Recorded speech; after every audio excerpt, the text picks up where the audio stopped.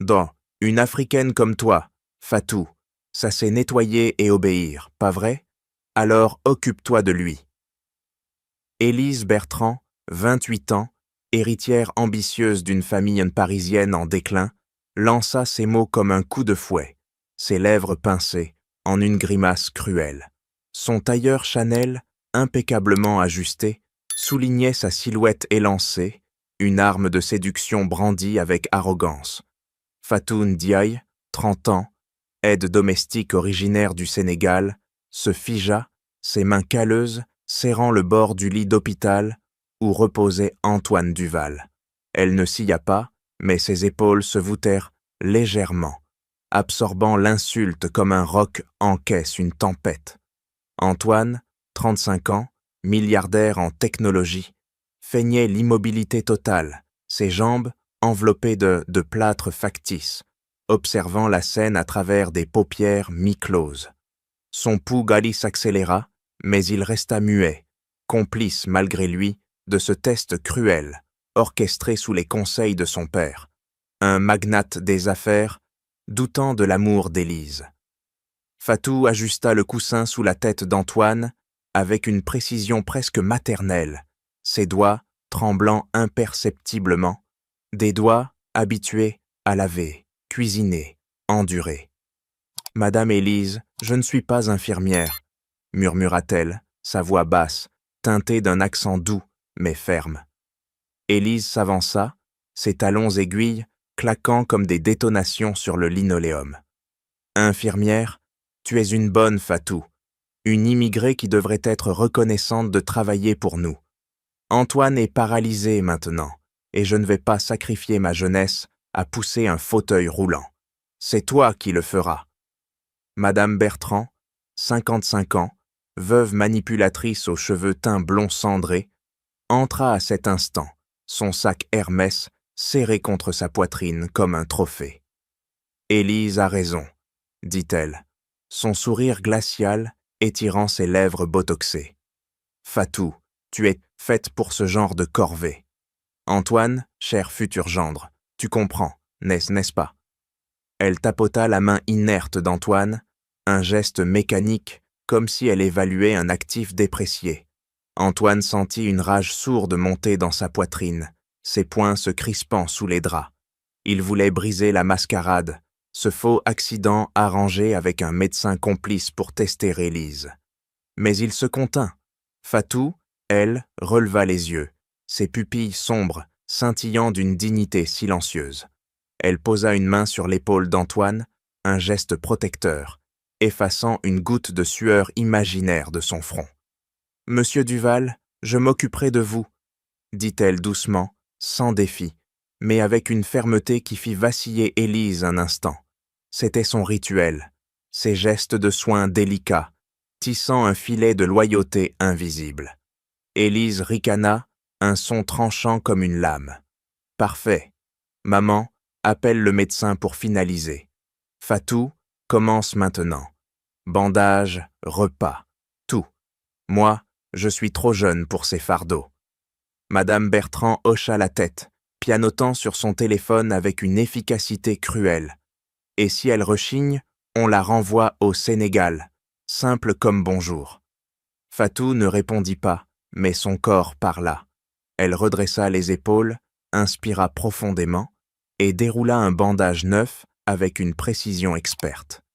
Chaque mouvement était une révolte muette, une affirmation de sa force face à leur mépris. Antoine, piégé dans son rôle, sentit une fissure dans son plan.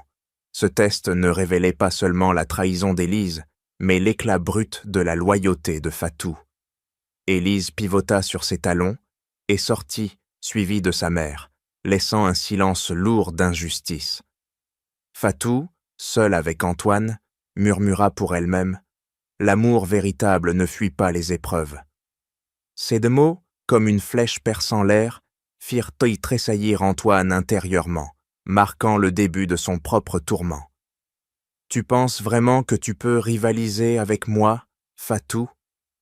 Élise Bertrand, 28 ans, lança cette pique acérée, son regard bleu glacial foudroyant Fatou Ndiaye. Elle se tenait près de la porte de la chambre d'hôpital, ses doigts manucurés tapotant nerveusement l'anse de son sac Chanel, un tic trahissant son impatience. Fatou, 30 ans, aide domestique sénégalaise, ne répondit pas. Ses 100 mains, marquées de par des années de labeur, ajustaient méthodiquement le drap sur Antoine Duval, 35 ans, milliardaire feignant la paralysie. Ses yeux sombres restaient de fixés sur son tâche, mais ses lèvres se serrèrent. Un frémissement discret révélant la blessure enfouie sous son calme. Antoine, immobile sur son lit, sentit son cœur se tordre. Il observait, ses poings, cachés sous les draps, se crispant à chaque mot d'Élise. Ce test, conçu pour révéler la vraie nature de sa fiancée, le piégeait dans un silence insupportable. Fatou, elle, continuait son travail, pliant un bandage avec une précision presque sacrée. Ses gestes lents mais assurés, son rituel de soins, une armure contre l'humiliation. « Madame Élise, je fais seulement ce qu'on m'a demandé, » murmura-t-elle, sa voix douce mais ferme, comme un ruisseau coulant sur des rochers. Élise éclata d'un rire sec, tranchant comme du verre brisé. « Ce qu'on t'a demandé ? Tu es une domestique, Fatou.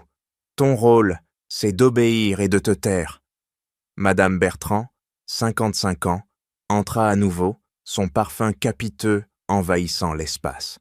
Elle croisa les bras, son collier de perles cliquetant légèrement, un sourire narquois aux lèvres. « Laisse-la, Élise, elle sait où est sa place, n'est-ce pas, Fatou? Une fille comme toi, venue d'un village perdu, devrait être reconnaissante. » Fatou ne leva pas les yeux, mais ses doigts s'arrêtèrent une seconde, juste assez pour que Antoine remarque la tension dans ses phalanges. Elle inspira, puis reprit son travail, glissant une compresse fraîche sous le cou d'Antoine, avec une délicatesse qui contrastait avec la dureté ambiante. Élise s'approcha, ses talons claquant comme des avertissements. « Antoine était mon fiancé, mais je ne suis pas faite pour jouer les infirmières. Toi, tu es beau mon nez pour ça. » Elle s'arrêta, scrutant Fatou comme on jauge une marchandise. Puis, d'un ton plus bas, presque venimeux, « Et ne t'avise pas de croire que tu pourrais prendre ma place. » Fatou ne répondit pas, mais elle posa une main sur le bras d'Antoine, un geste protecteur, presque instinctif, comme pour le rassurer. Ce contact, léger mais chargé de sens, fit tressaillir Antoine. Il voulait parler, briser cette mascarade, mais la dignité silencieuse de Fatou l'en empêcha. Elle releva enfin les yeux, ses prunelles brillant d'une force contenue. « L'amour ne se mesure pas à la richesse ou au statut, Madame Élise, » dit-elle, chaque mot pesé, une flèche visant le cœur de l'injustice. Élise tressaillit, son sourire vacillant, mais elle se ressaisit, pivotant sur ses talons. « Occupe-toi de lui et tais-toi » lâcha-t-elle avant de sortir, Madame Bertrand sur ses pas, laissant un silence pesant. Fatou, seule avec Antoine, murmura. Les épreuves révèlent les cœurs. Ces mots, comme une prière, plantèrent une graine de honte dans l'âme d'Antoine, amplifiant son tourment face à l'injustice qu'il laissait se dérouler. « Vincent, viens me chercher ce soir. Je ne supporte plus cet hôpital. » Élise Bertrand, 28 ans, chuchota ces mots dans son téléphone, ses doigts de manucuré pianotant nerveusement sur l'écran, un tic trahissant son agacement. Elle se tenait dans le couloir de l'hôpital, à quelques pas de la chambre, où Antoine Duval, 35 ans, milliardaire feignant la paralysie, gisait immobile. Antoine, les yeux mi-clos, capta chaque mot à travers la porte entr'ouverte, son cœur se serrant comme un étau. Ce test, orchestré pour démasquer l'amour d'Élise, révélait déjà une vérité amère. Sa fiancée cherchait une échappatoire. Fatou Ndiaye, 30 ans, aide domestique sénégalaise, continuait de s'affairer près du lit d'Antoine, ses mains calleuses repliant un drap avec une précision méthodique. Elle n'avait pas entendu Élise, mais ses épaules, légèrement voûtées, portait encore le poids des insultes reçues plus tôt. Antoine, prisonnier de son rôle, observait ses gestes. Chaque pli du tissu, chaque ajustement du coussin était une affirmation de sa loyauté silencieuse. Il voulut parler, briser ce mensonge, mais la honte le cloua au lit. Comment avait-il pu laisser Fatou endurer l'humiliation pour tester une femme qui, déjà, le trahissait? Élise raccrocha, ses talons claquant sur le linoléum alors qu'elle jetait un dernier regard vers la chambre. Elle laissa tomber son téléphone sur une chaise près de la porte, l'écran encore allumé, révélant un message de Vincent Leclerc, PDG rival d'Antoine. « À ce soir, ma belle, oublie ce fardeau. » Antoine, à travers l'entrebâillement, aperçut le texte. Son souffle se coupa, ses doigts se crispant sous les draps, jusqu'à ce que ses jointures blanchissent. Élise, chassant son ennui face à son fiancé paralysé, s'était tournée vers Vincent, l'homme qui cherchait depuis des années à détruire l'empire technologique d'Antoine. Madame Bertrand, 55 ans, apparut dans le couloir, son collier de perles cliquetant comme un avertissement. « Élise, ma chérie, tu as raison de ne pas t'encombrer, » dit-elle, sa voix mielleuse masquant une froideur calculatrice. Elle ramassa le téléphone d'Élise, ignorant l'écran allumé, et le glissa dans son sac Hermès avec un sourire complice. « Laisse cette Fatou s'occuper des basses besognes. Une fille comme elle est née pour ça. » Élise hocha la tête, ses lèvres esquissant un rictus satisfait, et les deux femmes d'Oli s'éloignèrent, leur voix s'évanouissant dans le couloir. Fatou, ignorant la trahison qui se tramait, posa une compresse fraîche sur le front d'Antoine, son geste empreint d'une tendresse instinctive. « Monsieur Duval, reposez-vous, » murmura-t-elle, son accent sénégalais adoucissant chaque mot. Antoine sentit une vague de culpabilité l'envahir. Il avait orchestré ce test pour Élise, mais c'était Fatou qui souffrait, accusé à tort par Élise pour détourner l'attention de son infidélité. Ses yeux suivirent dans les mains de Fatou, qui rangeait un plateau médical avec une précision presque artistique. Ce rituel, son soin méticuleux, contrastait avec la duplicité d'Élise, amplifiant la honte d'Antoine. Il murmura, presque inaudible. « Je suis désolé, Fatou. » Elle ne l'entendit pas, mais son regard croisa le sien, empreint d'une force calme. « Les cœurs se révèlent dans l'adversité, » dit-elle doucement, comme une réponse à l'injustice. Ces mots, lourds de vérité, plantèrent une aiguille dans l'âme d'Antoine, marquant le début d'un remords qui ne le quitterait plus. Pourquoi elle et pas moi? Antoine Duval, 35 ans, milliardaire feignant la paralysie, murmura ces mots dans l'obscurité de sa chambre d'hôpital, ses doigts crispés sur les accoudoirs de son fauteuil roulant factice. La trahison d'Élise Bertrand, sa fiancée de 28 ans, brûlait encore dans son esprit, le message de Vincent Leclerc sur son téléphone. « À ce soir, ma belle », tournant en boucle comme une lame dans sa poitrine. Il avait orchestré ce test pour révéler l'amour d'Élise, mais c'était la loyauté silencieuse de Fatou Ndiaye, 30 ans, aide domestique sénégalaise, qui le hantait. Antoine fit signe à son assistant, un homme discret en costume gris, et murmura « Trouve-moi tout sur Fatou, et Élise, maintenant. » Ses yeux d'un brun intense scrutaient la porte, comme s'il pouvait encore voir Élise s'éloigner avec son arrogance Chanel. L'assistant hocha la tête, ses doigts tapotant nerveusement un stylo, son tic habituel, avant de disparaître. Antoine, toujours immobile pour maintenir la ruse, sentit son cœur cogner. Il avait besoin de comprendre pourquoi Fatou, malgré les insultes, restait à ses côtés, et pourquoi Élise, qu'il croyait aimer, s'était tournée vers son rival, Vincent Leclerc. Le lendemain, Antoine, poussé dans son fauteuil par un infirmier complice, se rendit dans un quartier sénégalais de Belleville. Les odeurs de thiéboudienne et de bissap flottaient près dans l'air, et il aperçut Fatou, ses tresmes serrés d'œufs brillant sous le soleil, distribuant des plats à des enfants dans une association communautaire. Elle riait, un sourire éclatant qui contrastait avec les humiliations subies. Antoine, caché derrière des lunettes noires, sentit une vague de honte l'envahir. Ses mains serrèrent les roues du fauteuil, laissant des marques humides sur le métal.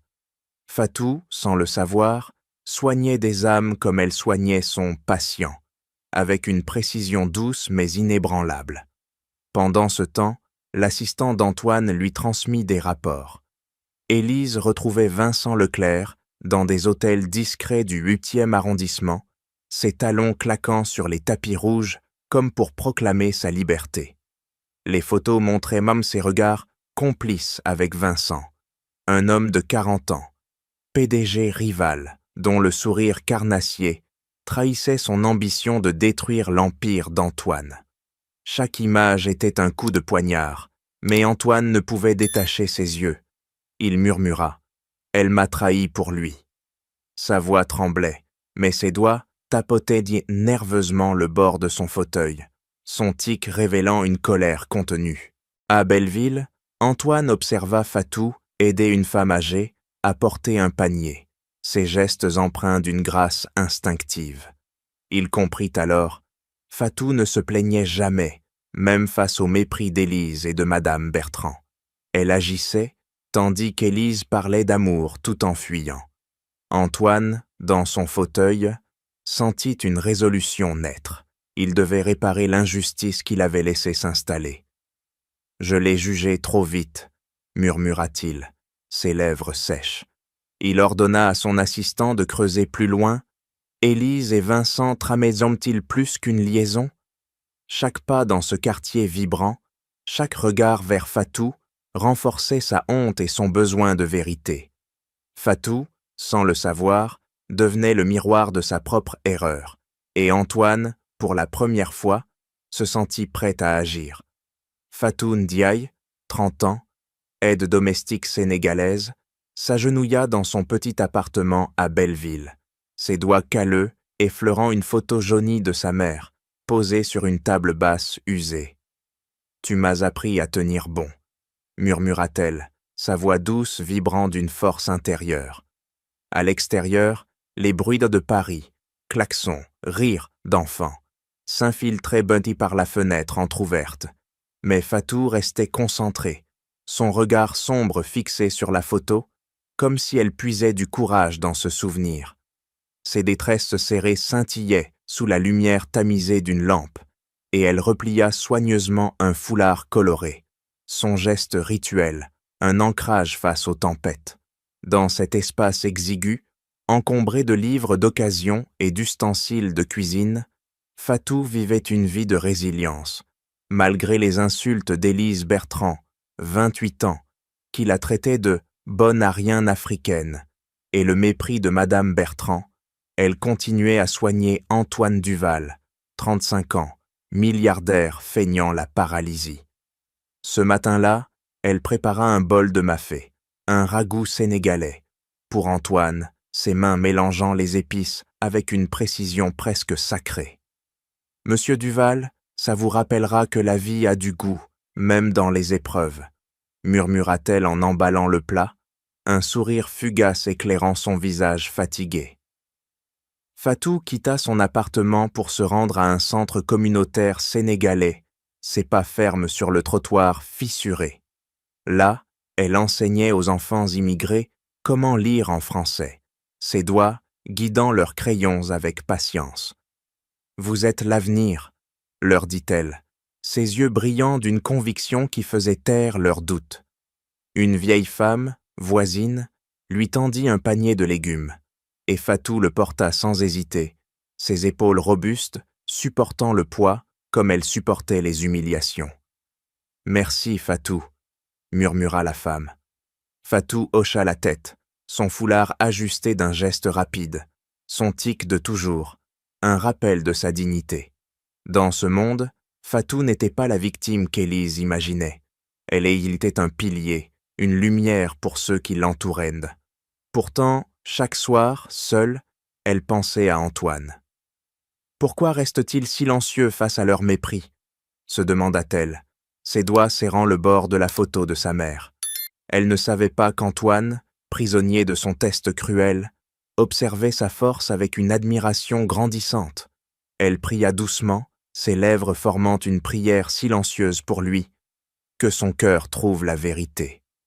Ce rituel spirituel, ancré dans sa foi, était sa manière de résister à l'injustice. Au centre communautaire, un enfant lui tendit un dessin, un soleil éclatant. Fatou sourit, le glissant dans sa poche, un geste qui semblait capturer la lumière qu'elle offrait aux autres. Elle ignorait qu'Antoine, de loin, avait vu cette scène, son fauteuil roulant caché dans l'ombre d'une ruelle. Sa poitrine se serra, ses doigts tapotant nerveusement l'accoudoir, son tic révélant une culpabilité croissante. Fatou, sans le savoir, incarnait tout ce qu'Élise n'était pas, une âme qui donnait sans attendre en retour. Cette vision renforça la détermination d'Antoine à réparer ses erreurs, mais aussi sa peur. Élise et Vincent Leclerc tramènent-ils quelque chose de plus sombre? Fatou, en continuant à vivre avec courage, devenait sans le savoir le catalyseur de sa quête de vérité. Fatou, arrêté. Antoine Duval, 35 ans, milliardaire feignant la paralysie, lança ces mots d'une voix rauque, sa main se crispant sur l'accoudoir de son fauteuil roulant. Dans le salon de sa résidence parisienne, il l'avait fait venir seul, loin des regards. Fatou Ndiaye, 30 ans, aide domestique sénégalaise, se figea, une éponge encore à la main, ses tresses serrées se balançant légèrement. Ses yeux sombres rencontrèrent les siens, et elle posa l'éponge sur la table basse, un geste précis, presque défensif, son tic de toujours, une façon de reprendre le contrôle. Antoine inspira profondément, ses doigts tapotant nerveusement le bord du fauteuil. « J'ai vu comment Élise vous traite, comme une moins que rien. J'ai entendu ses insultes, son mépris pour votre origine, et je n'ai rien dit. » Ces mots sortaient hachés, comme des aveux arrachés. Fatou croisa les bras, sa posture droite trahissant une vigilance accrue. « Monsieur Duval, pourquoi me dites-vous cela maintenant ?» murmura-t-elle, sa voix basse mais ferme, imprégnée d'un accent qui soulignait chaque syllabe comme un défi. Il baissa les yeux, ses épaules s'affaissant sous le poids de la culpabilité. « Parce que j'ai été complice. Ce test, ce faux accident, c'était pour Élise, pour voir si elle m'aimait vraiment. Mais c'est vous qui souffrez. Vous, avec vos gestes de soin, votre patience. J'ai honte. » Fatou ne bougea pas, mais ses lèvres se pincèrent, un frémissement révélant la douleur accumulée. Elle s'approcha, ajustant un coussin derrière son dos avec une tendresse instinctive. « La honte ne répare rien, monsieur. Élise et sa mère m'humilient tous les jours. Et vous laissez faire. » Antoine releva la tête, ses yeux brillants d'une détermination nouvelle. « Pardonnez-moi, Fatou, j'ai jugé sur des apparences, des préjugés. Vous êtes plus forte qu'elle, plus loyale. » Il tendit la main, un geste hésitant, et elle la serra brièvement, ses doigts calleux contre sa peau lisse. Fatou retira sa main, mais un éclat de compréhension traversa son regard. « Je vous pardonne, » dit-elle, chaque mot pesé comme une pierre. « Mais à une condition, vous devez m'aider à enquêter sur Élise et Vincent Leclerc. J'ai vu des regards, des murmures. Leur liaison cache quelque chose de plus grand, une menace pour votre entreprise. » Antoine tressaillit, ses poings se serrant. « Vincent, mon rival, comment savez-vous » Fatou fouilla dans sa poche, sortant un petit carnet où elle notait des détails discrets. « J'écoute, j'observe.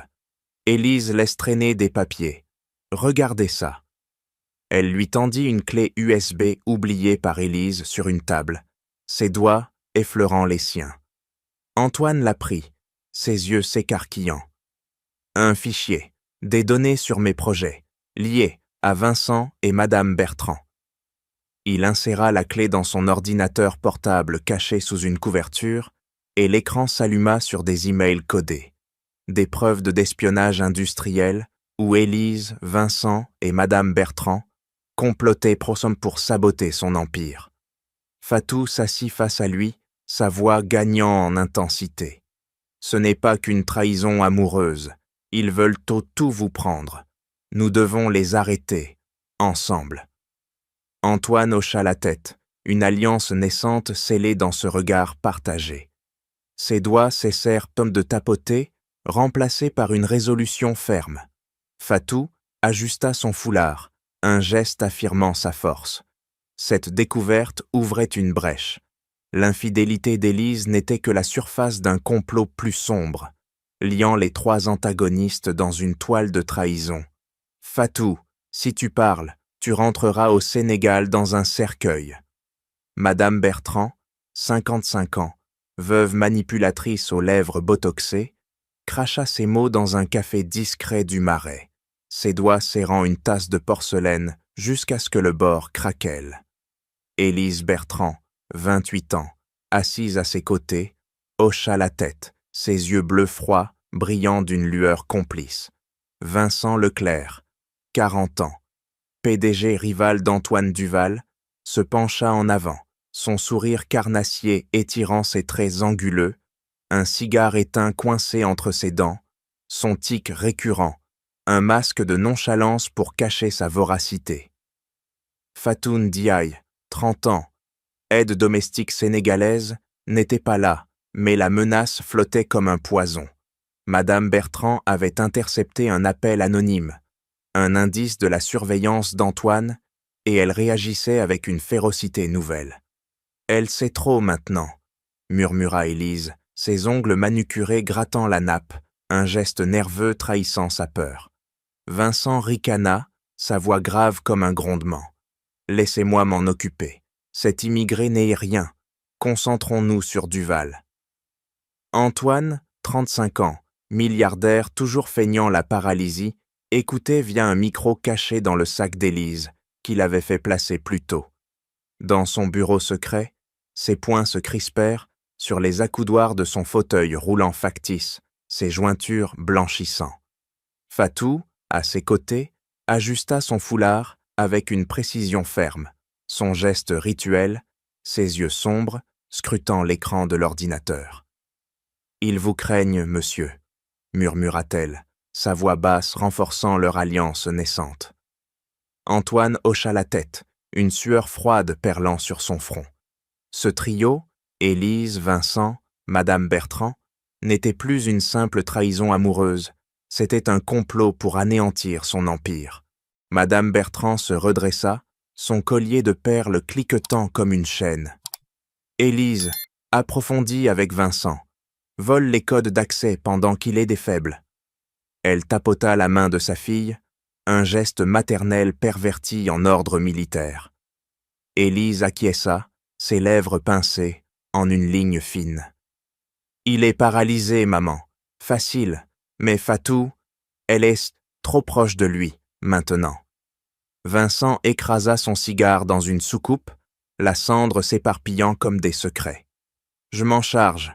Un appel à l'immigration, et elle disparaît. Pendant ce temps, Élise extrait les données. Mon entreprise avale la sienne d'ici 1 mois. » Fatou, entendant ces mots via l'enregistrement, posa une main sur l'épaule d'Antoine, un geste protecteur. « Ils unissent leurs forces contre vous, » dit-elle, chaque mot comme une lame affûtée. Antoine sentit une rage bouillir, ses doigts tapotant nerveusement l'accoudoir. Madame Bertrand, avec son statut social élevé dans les cercles parisiens, orchestrait tout. L'infidélité d'Élise servait de couverture pour l'espionnage, Vincent fournissait les outils pour saboter les contrats d'Antoine, et elle, la veuve avide, tirait les ficelles pour un gain financier massif. « Nous devons accélérer », murmura Antoine, ses yeux brillants d'une détermination farouche. Fatou hocha la tête, ajustant à nouveau son foulard. Ce révélation de la toudjiche de Madame Bertrand, ses menaces indirectes, son encouragement à l'infidélité, confirmaient le trio comme une hydre. Élise la séductrice, Vincent l'ambitieux et elle la stratège. Leur complot pour renverser l'entreprise d'Antoine, en utilisant la liaison comme paravent, escaladait la menace. Antoine et Fatou, unis dans l'ombre, sentaient que le piège se resserrait, mais leur alliance naissante promettait une contre-attaque. Fatou Ndiaye, 30 ans, aide domestique sénégalaise, glissa une clé USB dans la poche de sa jupe, ses doigts calleux effleurant le tissu avec une précision nerveuse. Son geste rituel, un ancrage face au danger. Dans une bibliothèque municipale du 5e arrondissement, elle se tenait aux côtés d'Antoine Duval, 35 ans, milliardaire feignant la paralysie, son fauteuil roulant poussé dans l'ombre d'une étagère. « Monsieur, ces emails codés, ils confirment même tout », murmura-t-elle, sa voix basse vibrant d'une urgence contenue. Antoine, ses yeux bruns scrutant l'écran d'un ordinateur portable dissimulé sous une couverture, hocha la tête, ses doigts tapotant l'accoudoir, son tic trahissant une tension croissante. Leur alliance, scellée par la découverte de la clé USB d'Élise, les avait conduits ici, loin des regards indiscrets. La clé, oubliée par Élise Bertrand, 28 ans, révélait des échanges entre elle, Vincent Leclerc, PDG rival, et Madame Bertrand, la veuve manipulatrice de 55 ans. Les messages décrivaient un plan pour voler des brevets d'Antoine et saboter son entreprise technologique. Fatou, utilisant ses contacts dans la communauté sénégalaise, avait obtenu un accès discret à des archives financières. « J'ai une amie qui travaille aux archives », dit-elle, ses tresses serrées captant la lumière tamisée. Elle a trouvé des transferts suspects vers une société écran liée à Vincent. Antoine, son souffle court, cliqua sur un fichier. « Regardez, Fatou, des contrats falsifiés. Ils veulent peu d'y me ruiner avant la prochaine levée de fonds. » Ses mains tremblèrent, mais Fatou posa une main ferme sur son épaule, un geste protecteur qui le ramena à l'instant présent. Ils fouillèrent ensemble, leurs têtes rapprochées, décryptant des chiffres et des noms codés. Fatou, avec une mémoire affûtée par des années de survie, repéra une anomalie. Ce compte bancaire, il est lié à Madame Bertrand, pas à Vincent. Elle orchestre tout. Le danger monta d'un cran. Un homme en costume sombre, envoyé par Vincent, rôdait près de la bibliothèque, son regard scrutant les allées. Fatou le repéra, ses yeux s'étrécissant.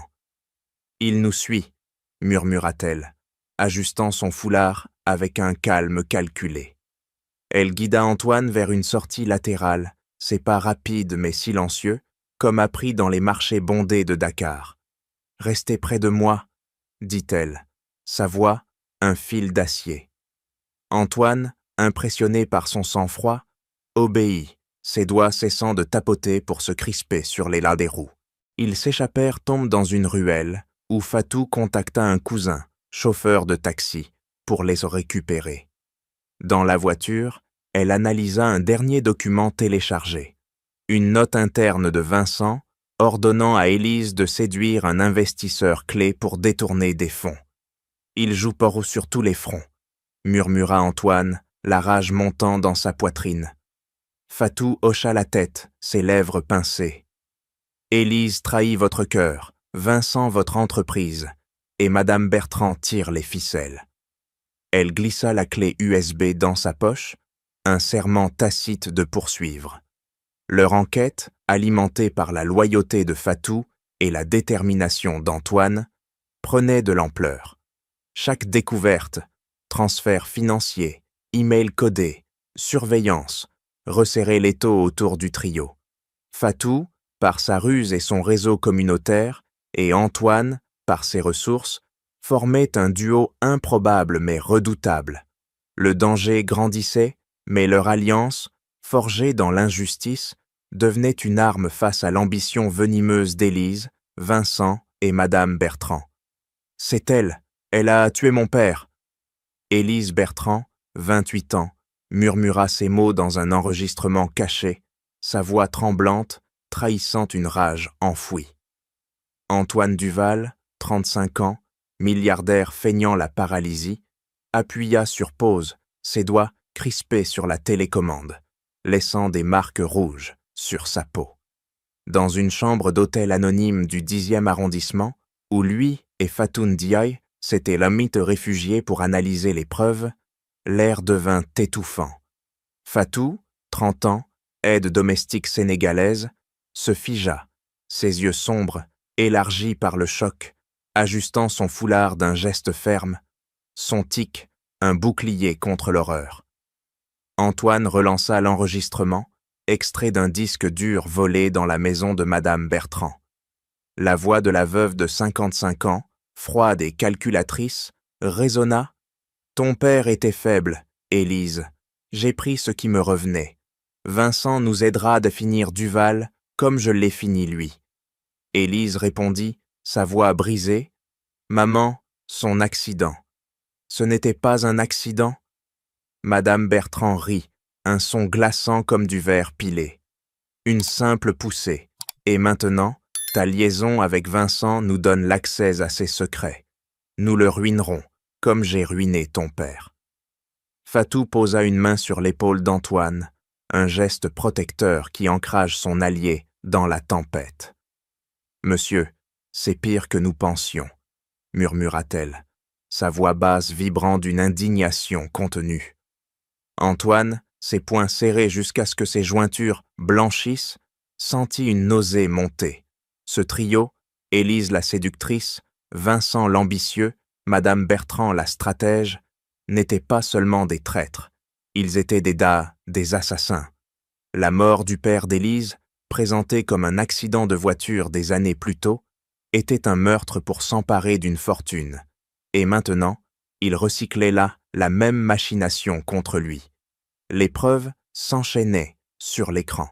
Des relevés bancaires falsifiés, des transferts vers des comptes offshore liés à Vincent Leclerc.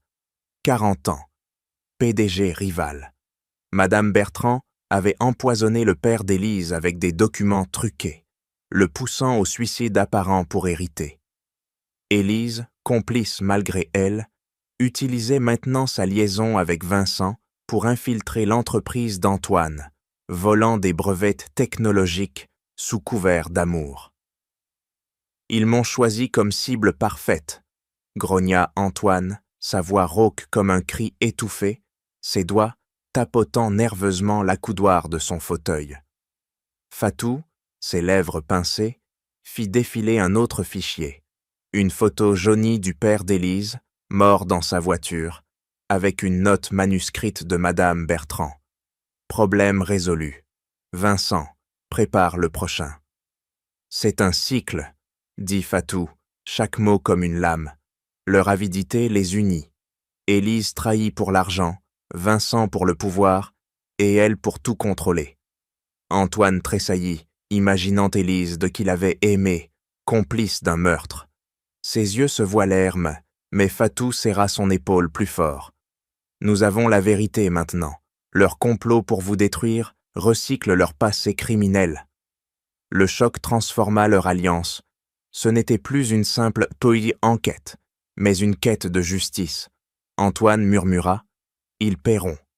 Fatou hocha la tête, ajustant à nouveau son foulard, prêt à affronter le trio. Cette révélation, un séisme émotionnel, exposait les racines pourriques de leur trahison, un meurtre ancien, une avidité insatiable, et propulsait Antoine et Fatou vers un affrontement inévitable. « Fatou, tu aurais dû rester dans ton village. » Madame Bertrand, 55 ans, veuve aux lèvres botoxées, lança ces mots comme un venin, son collier de perles claquant contre sa poitrine, alors qu'elle s'avançait dans le salon de la résidence Duval.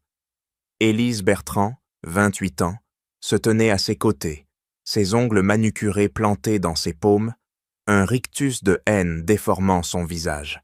Vincent Leclerc, 40 ans, PDG rival, bloquait la sortie, son cigare écrasé entre ses doigts, son tic, un signe de fureur contenue.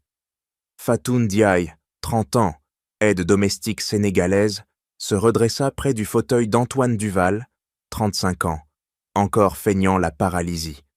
Ses bétresses serrées captèrent la lumière d'une lampe et elle ajusta son foulard d'un geste ferme. Son rituel, une armure invisible. Antoine, ses poings gortés crispés sur les accoudoirs, sentit son pouls s'accélérer. Ils avaient attiré le trio ici sous prétexte d'une confrontation privée, mais le piège se refermait sur eux. « Nous savons tout, » dit Fatou, sa voix basse et tranchante comme une lame, fixant Madame Bertrand.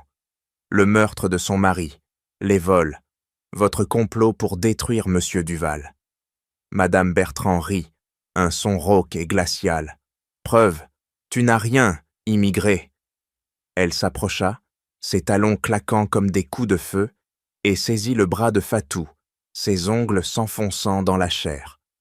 Fatou ne broncha pas, mais ses muscles se tendirent, prêts à riposter.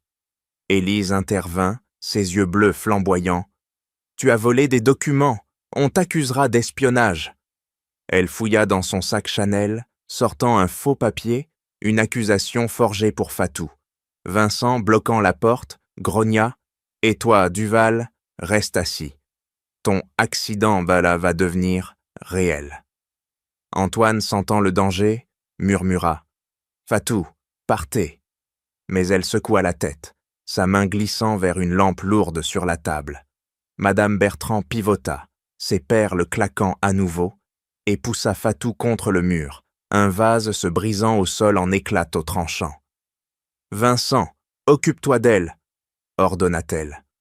Vincent s'avança, ses poings serrés, son cigare tombant comme une menace. Fatou esquiva, saisissant la lampe et la balançant vers lui, le métal heurtant son épaule avec un craquement sourd. Élise hurla, se jetant sur Fatou, ses ongles griffant son bras.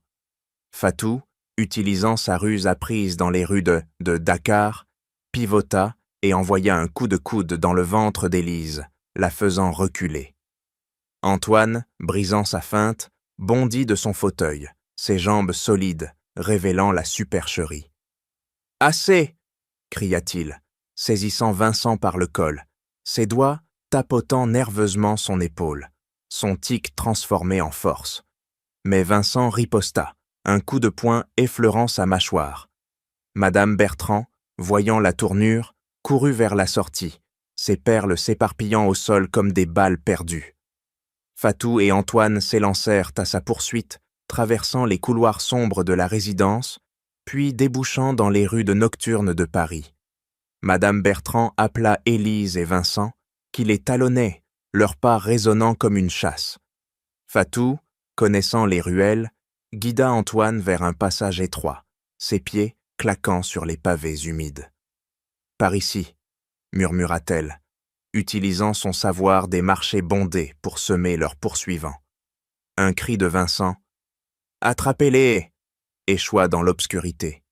Fatou, haletante mais résolue, ajusta son foulard, sa sagesse sénégalaise les sauvant du piège mortel tendu par le trio. Antoine Duval, 35 ans, milliardaire désormais libéré de sa feinte paralysie, haletait dans une ruelle sombre du Marais, ses doigts crispés sur une clé USB volée, la preuve ultime contre le trio.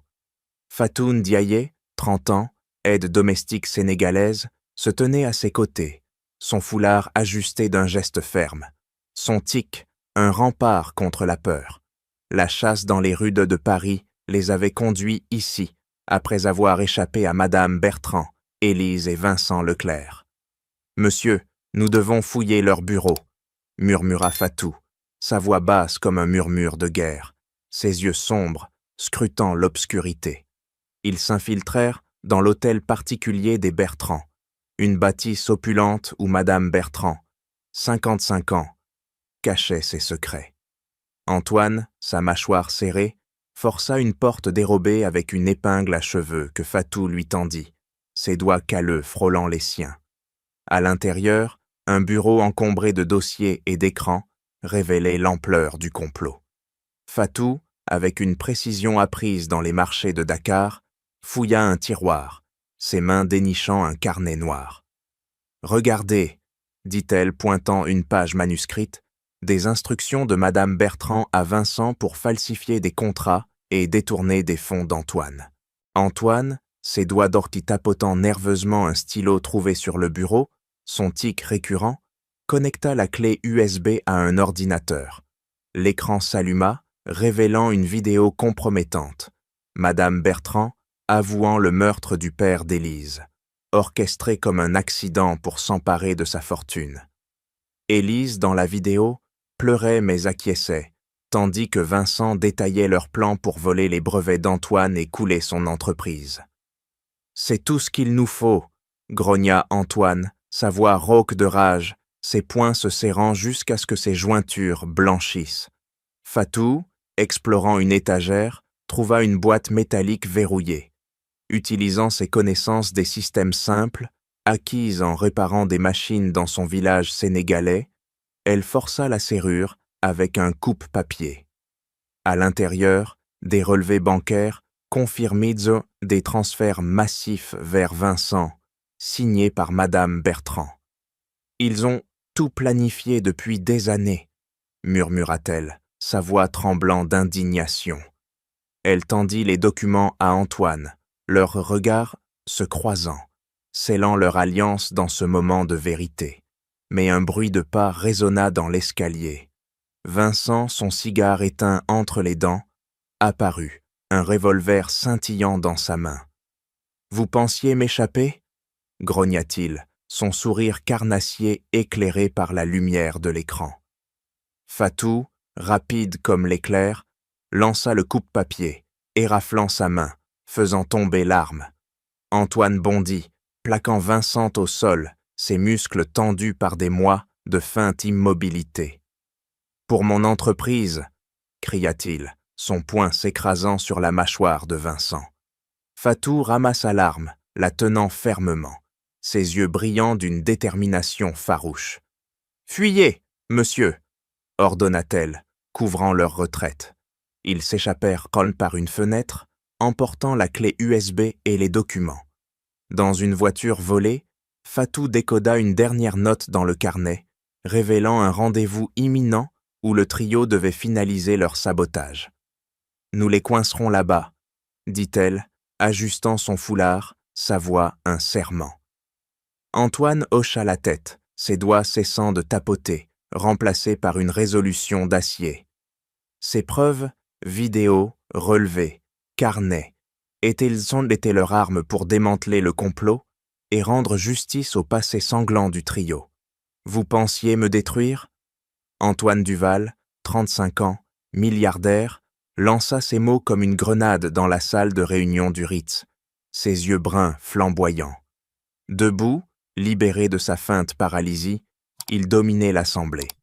Fatoun Diaye, 30 ans, aide domestique sénégalaise, se tenait à ses côtés, son foulard ajusté d'un geste ferme, son tic une affirmation de sa force. Face à eux, Élise Bertrand, 28 ans, blêmie, ses ongles manucurés griffant la table. Vincent Leclerc, 40 ans, PDG rival, écrasa son cigare dans un cendrier, son sourire carnassier vacillant. Madame Bertrand, 55 ans, veuve manipulatrice, serra son collier de perles jusqu'à ce qu'il craque, des billes roulant au sol comme des aveux brisés. Antoine brandit une clé USB, sa voix tonnant. « Vos crimes sont exposés !» Il projeta une vidéo sur l'écran géant. Madame Bertrand confessant le meurtre du père d'Élise, Élise pleurant mais complice, Vincent détaillant leur plan pour voler ses brevets. Les investisseurs, médusés, murmurèrent, leur stylo tombant. Fatou, droite comme un pilier, tendit un dossier, relevé bancaire, contrat falsifié, le carnet de Madame Bertrand. Chaque page une lame contre le trio. « Vous avez tué pour l'argent, trahi pour le pouvoir ?» dit-elle, sa voix basse coupant l'air comme un couteau. Élise se leva, ses talons claquant, mais sa voix trembla. « Antoine, je t'aimais !» Il la coupa, ses doigts tapotant nerveusement la table, son tic canalisant sa rage. « Ton amour était un mensonge, Élise.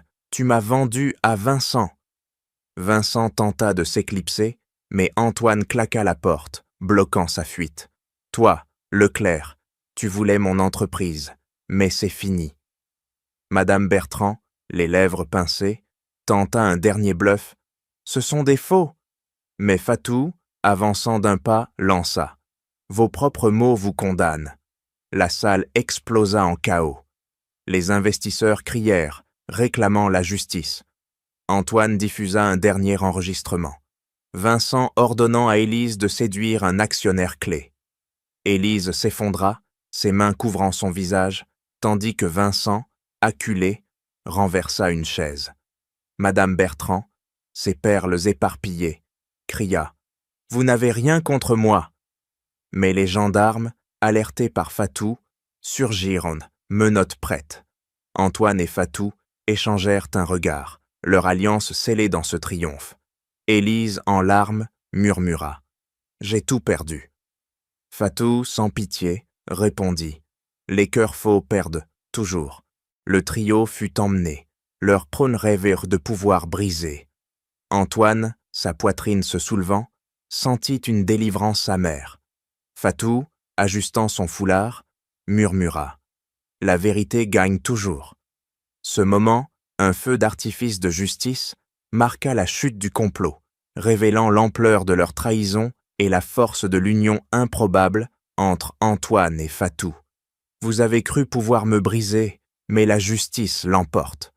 Antoine Duval, 35 ans, milliardaire, lança ces mots dans la salle d'audience, ses poings serrés, ses yeux bruns, brûlant d'une victoire durement gagnée. Fatou Ndiaye, 30 ans, aide domestique sénégalaise, se tenait à ses côtés, son foulard ajusté d'un geste ferme, son tic, un symbole de sa résilience. Face à eux, menottée, Élise Bertrand, 28 ans, baissa les yeux, ses ongles manucurés griffant nerveusement ses poignets. Vincent Leclerc, 40 ans, PDG rival, fixait le sol, son cigare absent pour la première fois. Madame Bertrand, 55 ans, veuve manipulatrice, redressa la tête, ses lèvres botoxées par pincées, mais son collier de perles brisé ne pouvait plus masquer sa défaite. Le juge, d'une voix grave, énonça le verdict. Madame Bertrand, Vincent Leclerc, Élise Bertrand, vous êtes coupable d'assassinat, fraude et espionnage industriel. Les preuves, vidéos, relevés bancaires, carnets, exposés par Antoine et Fatou, avaient scellé leur sort. Madame Bertrand, orchestratrice du meurtre du père d'Élise et du complot contre Antoine, reçut 20 ans de prison. Vincent, complice dans l'espionnage, écopa de 15 ans au maison, son empire financier s'effondrant. Élise, manipulée mais coupable d'avoir trahi Antoine pour Vincent, fut condamnée à 5 ans, son visage défait reflétant un regret trop tardif. Antoine, ses doigts d'œil tapotant brièvement la table, son tic, apaisé par la justice, observa les gendarmes emmener le trio. Élise murmura « Antoine, pardonne-moi ». Mais il détourna le regard, sa voix froide. « Ton amour était un mensonge ». Fatou, immobile, posa une main sur son bras, un geste protecteur qui encourage leur alliance. « Ils payent vite pour leurs crimes », dit-elle, sa voix basse vibrant de conviction, chaque mot comme une prière exaucée. Dans la salle, les journalistes griffonnaient, les flashs crépitant comme des éclairs. Le complot, meurtre ancien, liaison d'Élise avec Vincent, sabotage de l'entreprise d'Antoine, était démantelé. Chaque nœud, de l'infidélité d'Élise à la cupidité de Madame Bertrand, fut tranché par les preuves implacables. Antoine, libéré de sa feinte paralysie, sentit une délivrance pesante. Son test, conçu pour révéler l'amour d'Élise, avait exposé un nid de vipères, mais aussi la loyauté de Fatou. Fatou ajusta son foulard, ses yeux sombres, brillant d'une force sereine. « La vérité a triomphé », murmura-t-elle, un écho de sa foi sénégalaise. Antoine hocha la tête, ses épaules s'allégeant enfin. Le tribunal se vida, laissant derrière eux un silence chargé de justice.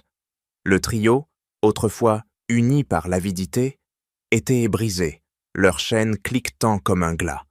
Antoine et Fatou, unis par cette épreuve, savaient que ce verdict n'était qu'un début, une promesse de reconstruction, portée par leur alliance forgée dans l'adversité.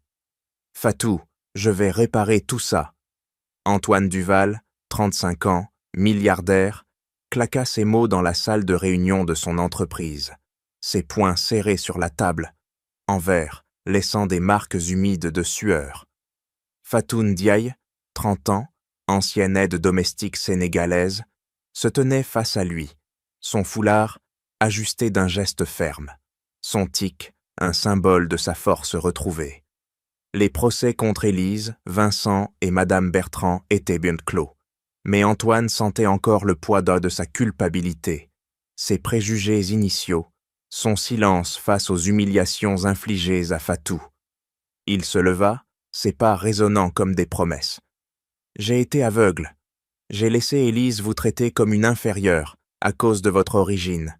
Mais aujourd'hui, je change tout. » Ses doigts tapotaient nerveusement un dossier, son tic, canalisant une énergie nouvelle. Fatou croisa les bras, ses yeux sombres, brillant d'une attente mesurée. « Monsieur, les mots ne suffisent peut-être pas. » Antoine ouvrit le dossier, révélant des plans détaillés. « Je crée une fondation pour les immigrés africains en France. Des millions pour l'éducation, l'emploi, l'intégration. Et vous, Gal Fatou, vous en serez la directrice. » Elle tressaillit, ses lèvres pincées, mais un éclat de fierté traversa son regard. « Moi, » murmura-t-elle, sa voix basse vibrant d'incrédulité. Antoine hocha la tête, posant une main sur son épaule. Un geste protecteur, inversant leur rôle passé. « Vous avez la force, l'expérience. J'ai vu comment vous aidez votre communauté. Cette fondation portera votre nom. Fondation Ndiaye pour l'égalité. » Fatou toucha son foulard, absorbant l'impact. « Et votre entreprise ?» demanda-t-elle, chaque mot comme une épreuve. Antoine pivota, désignant un écran où défilaient des réformes internes. « Je change les politiques, plus de discrimination, des partenariats avec des associations immigrées, des audits contre la concurrence déloyale, comme celle de Vincent. Mon empire servira l'équité, pas seulement le profit. » Ses doigts cessèrent d'un bout de tapoter, remplacés par une résolution ferme. Il signa un chèque massif, le tendant à Fatou. Premier don, pour des écoles, des emplois, pour réparer ce que j'ai laissé détruire. Fatou prit le chèque, ses mains calleuses contrastant avec le papier lisse. « Ce n'est pas seulement pour moi, » dit-elle, sa voix gagnant en intensité. « C'est pour tous ceux comme moi, humiliés, oubliés. » Antoine s'approcha, ses yeux brillants d'une émotion brute. « J'ai appris de vous, Fatou. Votre loyauté, votre force. Cette fondation a été mon serment. Plus jamais de silence face à l'injustice. » Elle hocha la tête, un sourire fugace éclairant son visage.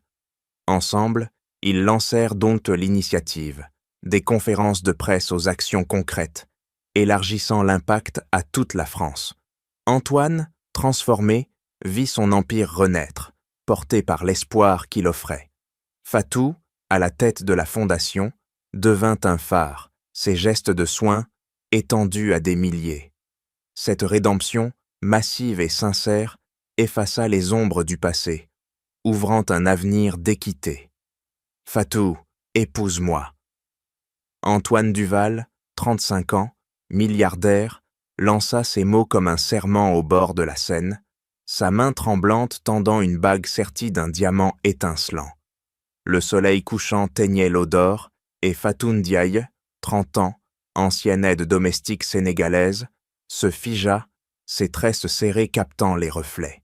Elle ajusta son foulard d'un geste ferme, son tic, un ancrage dans ce tourbillon d'émotions, ses yeux sombres brillant d'une joie contenue.